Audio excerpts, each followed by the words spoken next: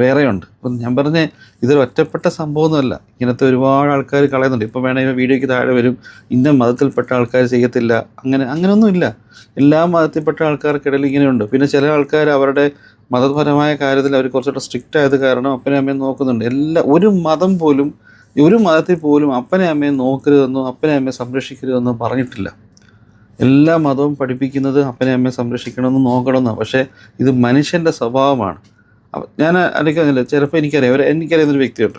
ആ പുള്ളി പറയുന്ന കാര്യം വെച്ച് കഴിഞ്ഞാൽ അപ്പം കുടിയനാണ്, പെണ്ണുപിടിയനാണ്, സിഗരറ്റ് വലിക്കുന്നുണ്ട്, അപ്പം ഭയങ്കര തെറി വിളിക്കുന്ന മനുഷ്യനാണ്, അപ്പന് വൃത്തിയില്ല, അപ്പം കുളിക്കാറില്ല, അപ്പം നനയ്ക്കാറില്ല, അപ്പനെ വീട്ടിൽ നിർത്താൻ പറ്റത്തില്ല, അപ്പനെ കാണുന്ന പോലെ അപ്പൻ്റെ മകനാണെന്ന് പറയുന്നത് പോലും പുള്ളിക്ക് ഇഷ്ടമല്ല എന്ന് പറയും. ഈ അപ്പൻ്റെ സ്വത്ത് മാത്രം ഒരു കുഴപ്പമില്ല മേടിക്കുന്നതിന്.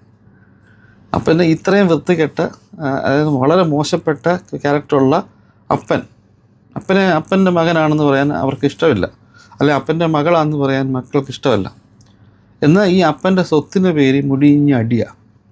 അതിനൊരു കുഴപ്പമില്ല. അപ്പനുണ്ടാക്കിയ സ്വത്തുണ്ട്. ചിലപ്പോൾ പറയും ഇത് പാരമ്പര്യമായ സ്വത്താണ്. പാരമ്പര്യ സ്വത്തുമുണ്ട്, അല്ലാതെ അപ്പനുണ്ടാക്കിയ സ്വത്തുമുണ്ട്. അത് സ്വീകരിക്കുന്നതിനകത്ത് ആർക്കും ഒരു കുഴപ്പമില്ല. അപ്പോൾ അവിടെ അപ്പനല്ല വിഷയം, പണമാണ് വിഷയം. നമ്മളെല്ലാവരും പറയും നിങ്ങൾ അനുഭവിക്കും. പലരും അനുഭവിക്കത്തൊന്നുമില്ല. ചിലപ്പോൾ അവരൊക്കെ അതിനെ ഭയങ്കര സൂക്ഷിച്ചായിരിക്കും ജീവിക്കുന്നത്. പക്ഷേങ്കിൽ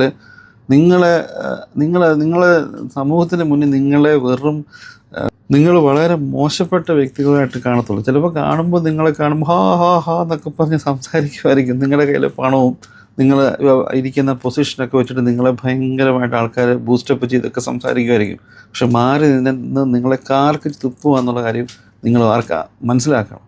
എന്തോ ജീവിതമാണ്, എത്ര കോടി ഉണ്ടായിട്ട് എന്തുവാ, എത്ര വലിയ അധ്യാപകനായിട്ടോ അല്ല എത്ര വലിയ പൊസിഷൻ ഇരുന്നിട്ട് എന്താ കാര്യം? സ്വന്തം തന്തയെ നോക്കാൻ ഞാൻ പറഞ്ഞല്ലോ, നിങ്ങൾക്ക് ബുദ്ധിമുട്ടാണെങ്കിൽ അവർക്കൊരാളെ വെച്ച് കൊടുക്കാൻ പോലും നിങ്ങളുടെ സാമ്പത്തികം ഇല്ലാത്ത ഒരാൾക്കാരാണോ? ഒന്ന് ആലോചിച്ച് നോക്ക്. നിങ്ങളുടെ സ്വന്തം മനസ്സാക്ഷി ഒരു സാധനം എവിടെയെങ്കിലും മരവിക്കാതെ കിടപ്പുണ്ടെങ്കിൽ ചിന്തിച്ച് നോക്ക്. Thank you.